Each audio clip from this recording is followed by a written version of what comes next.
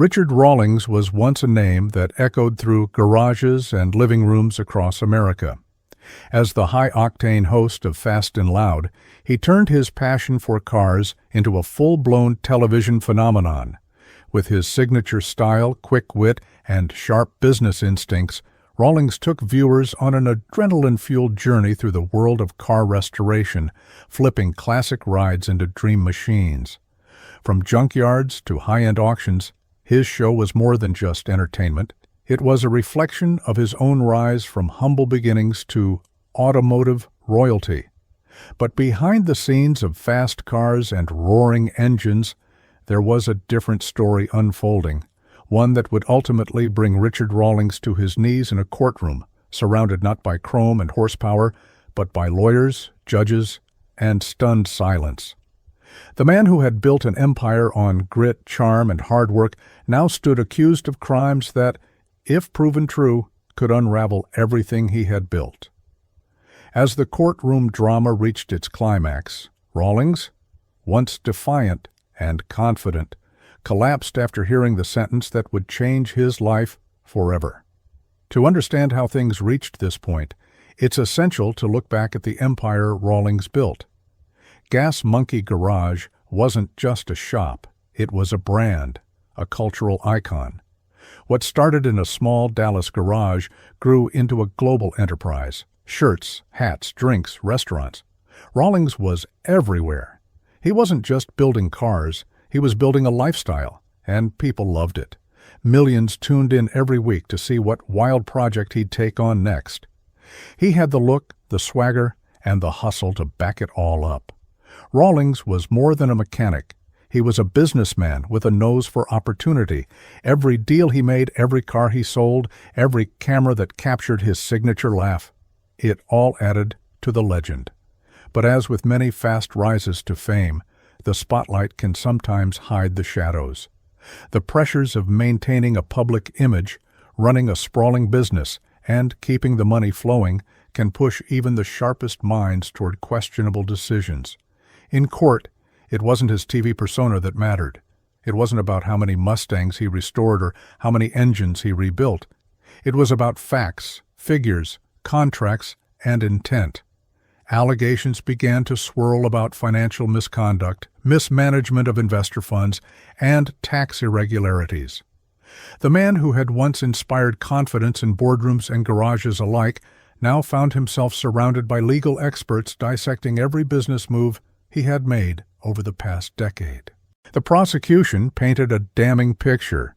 According to them, Rawlings had misrepresented financial projections to investors, used company funds for personal gain, and failed to report substantial income streams from sponsorships and merchandise. The defense countered that he was a creative entrepreneur, not an accountant, that any financial discrepancies were the result of poor oversight rather than malicious intent. But in the end, the jury had to decide whether the mistakes were honest errors or deliberate deception. When the sentence was finally read, the room was so quiet you could hear the shuffle of paper. The words fell heavy: a prison term, significant fines, and a mandatory surrender of certain assets. The weight of it hit Rawlings like a freight train. Witnesses described how his knees buckled, how he gripped the edge of the table, how his trademark confidence evaporated in an instant. Medical staff rushed to check his condition as the courtroom sat frozen, unsure whether they were watching justice or tragedy unfold. Outside the courtroom, reactions were mixed. Longtime fans expressed disbelief. Some clung to the hope that this was all a mistake, a misunderstanding that would soon be cleared. Others were angry, feeling betrayed by a man they had admired. In the world of car culture, Rawlings had been a symbol of the American dream, the idea that with enough hustle you could turn a rusty frame into a roaring success. Now, that dream seemed tainted. As the news spread, questions began to mount. What would happen to Gas Monkey Garage? Would the brand survive without its charismatic founder at the helm? Would the show return in any form, or was this truly the end of an era? For employees, partners, and loyal fans, the future was uncertain. Some insiders suggested the business could be restructured, while others predicted a slow fade into memory. Whatever the outcome, one thing was clear: things would never be the same. The collapse of Richard Rawlings in court wasn't just physical, it was symbolic. It marked the crumbling of an image carefully crafted over years, where grit met glamour and mechanical genius met media stardom. When someone builds an identity so tightly wrapped around success and dominance, any fall hits harder, and Rawlings's fall was seismic. It was hard for fans to reconcile the man they saw every week on TV, joking around while restoring a 1968 Dodge Charger, with the figure slumped in a courtroom under the weight of a judge's verdict. But legal troubles don't materialize overnight. The truth is, signs of tension had been simmering beneath the surface for years. Sharp-eyed observers noted that Rawlings' empire expanded fast, maybe too fast. Restaurants, concert venues, clothing lines, sponsorship deals, a tequila brand, and even a music festival were rolled out under the Gas Monkey banner. For a while it seemed like everything he touched turned to gold. But in reality, rapid expansion without solid financial footing often becomes a house of cards. Behind the scenes, insiders hinted at internal conflicts, cash flow issues, and poor management of assets. Some former employees spoke of being pushed to meet impossible deadlines. Others pointed to ambitious deals that drained more money than they brought in. While the front-facing persona remained bold and brash, behind the curtain, the business was bleeding. And Rawlings was doing everything he could to patch the leaks, sometimes with duct tape and a smile, rather than sustainable solutions. When the investigation began, Rawlings tried to maintain composure.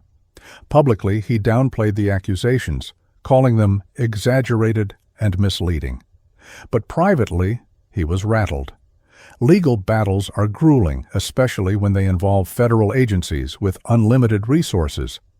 Months of depositions, audits, subpoenas, and media scrutiny began to take their toll. The confident host of Fast and Loud found himself trapped in a slow-moving storm where each legal document was another wave threatening to pull him under. The court proceedings dragged on, bringing forward witnesses from inside the company, financial experts, and former partners. Some testified to Rawlings's brilliance as a marketer and businessman. Others described a man obsessed with image, willing to cut corners and stretch facts to keep the spotlight. Rawlings' lawyers fought hard, but the evidence piled up. Bank records, communications, accounting reports, all of it painted a picture of a man who may have let ambition cloud his judgment. When the prosecution presented its closing argument, it was a stark contrast to the television icon audiences knew. They portrayed him not as a TV host or a passionate car guy, but as a calculated businessman who had exploited his popularity to pull in investors, only to misuse their funds and cook the books. Whether or not this portrayal was entirely accurate, it stuck. The jury believed it. And when the time came to deliver the verdict, it wasn't just guilt they saw. It was the end of an era. The sentence handed down wasn't light. The judge made it clear that financial crimes of this scale couldn't go unpunished, especially when public trust was broken. Along with a substantial prison term, Rawlings was ordered to pay restitution to affected investors, dissolve certain business entities, and forfeit a significant portion of his personal wealth. The court also imposed a ban on holding executive positions in publicly traded companies for a number of years. Outside the courtroom, camera crews and reporters swarmed to capture the aftermath. It was the kind of spectacle Rawlings had once commanded with flair, but now it was out of his control. As the ambulance carried him out for medical evaluation after his collapse, the only sounds were clicking shutters and murmurs of disbelief. Gone were the revving engines and raucous laughter of Gas Monkey Garage. In its place was a quiet uncertainty about what came next. The ripple effects of Rawlings's downfall spread quickly. Gas Monkey Garage's operations were halted temporarily. Sponsors pulled out of existing contracts. Merchandise sales plummeted. The brand, once synonymous with rebel spirit and restoration magic, now bore a stigma. Employees faced layoffs, fans sought answers, and former collaborators scrambled to distance themselves. It was a public relations nightmare, and without Rawlings at the helm, no one seemed to know how to steer the ship. Yet amid the chaos, there were still those who defended him. Friends and close associates painted a more sympathetic picture of a man overwhelmed by the responsibilities of success, of someone who lost control in an effort to maintain what he'd built. They argued that Rawlings was no villain, but a flawed human who made bad choices under immense pressure. For these supporters, the courtroom collapse wasn't a sign of guilt. It was a sign of a man who had finally cracked after carrying too much for too long. Rawlings's legal team issued a statement soon after, emphasizing their intention to appeal the sentence. They claimed the court had failed to take into account key evidence and witness testimony. Whether or not the appeal would succeed, it was clear that the road ahead would be long and difficult. Appeals can take months or even years, and during that time, Rawlings would have to navigate a completely different life from the one he once knew. Back at Gas Monkey Garage, a skeleton crew remained to maintain the shop. Some die-hard fans still made pilgrimages to the location, snapping photos in front of the now quiet garage doors. The social media accounts associated with the brand grew silent. Rumors swirled about potential buyers looking to acquire the intellectual property, but nothing materialized. It was as though the whole enterprise had hit pause, waiting to see whether its creator would return or be erased from its legacy entirely. There's something particularly tragic about the fall of someone who seemed to embody energy, drive, and relentless optimism. Richard Rawlings wasn't just a host. He was a symbol of going big or going home. He took risks, chased deals, and told anyone who would listen that he was building something that would outlast him. But in the end, the very ambition that propelled him forward may have been the same force that led to his collapse. In the aftermath of Richard Rawlings's courtroom collapse, the conversation shifted from scandal to reflection. The man who once stood atop a multi-million-dollar empire built from steel, grease, and roaring engines had now become a symbol of ambition unchecked. He had reached heights few in the custom car world ever dreamed of, and then fell with a force that shook the very foundation of his legacy. What remained in the wake of the legal fallout and public shock was a silence that felt almost eerie. Gas Monkey Garage, once buzzing with activity, now echoed with the absence of its founder's presence. The air of invincibility that surrounded Rawlings for years had vanished. He had become a cautionary tale for entrepreneurs, creators, and influencers everywhere, a reminder that success without structure, fame without accountability, and growth without limits can come at a devastating cost. Yet even in silence, Richard Rawlings remained a topic of constant discussion. Some were quick to write him off completely. They called him a fraud, a manipulator, someone who used charisma and confidence to hide deeper flaws. But others pushed back, arguing that he was a visionary who lost control, a man who believed too much in his own myth. To them, Rawlings wasn't evil, just human, fallible, vulnerable, prone to mistakes under pressure like anyone else. What complicated matters even more was that for every misstep, there had been genuine moments of inspiration. Rawlings brought attention to a niche community. He encouraged countless viewers to pick up a wrench, restore a forgotten vehicle, or start their own shop. He played a major role in giving automotive culture a modern identity, gritty, rebellious, and unapologetically loud. That influence couldn't be undone, no matter how far he fell. Inside prison walls, life moved differently for Rawlings. Reports suggested that he kept a low profile, rarely interacting with others, and spending most of his time reading, reflecting, and writing. Some said he was working on a memoir, a raw account of his life, his rise, and his fall. Whether that project would ever see the light of day was unknown, but many believed it could offer insight into a world few truly understood: the high-speed collision between entertainment, entrepreneurship, and ego. Outside, the world moved on. New shows emerged, new personalities filled the gap, and the custom car scene continued without him. But Rawlings's absence was still felt, especially by those who had grown up watching him build an empire one chassis at a time. His voice, his energy, his flair, they were hard to replace. Even his critics admitted that, love him or hate him, Rawlings had brought something unique to the table. He made people care. He made people watch. Still, the road ahead for him was filled with uncertainty. Upon eventual release, he would face restrictions, public scrutiny, and a damaged brand. The question wasn't whether he could return to TV or business, it was whether the world would let him. Would fans forgive? Would investors trust him again? Could he rebuild not just a company, but a reputation?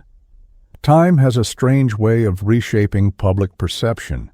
People who fall from grace often resurface years later with revised narratives. They re-enter public life with humility, self-awareness, and a deeper understanding of their flaws.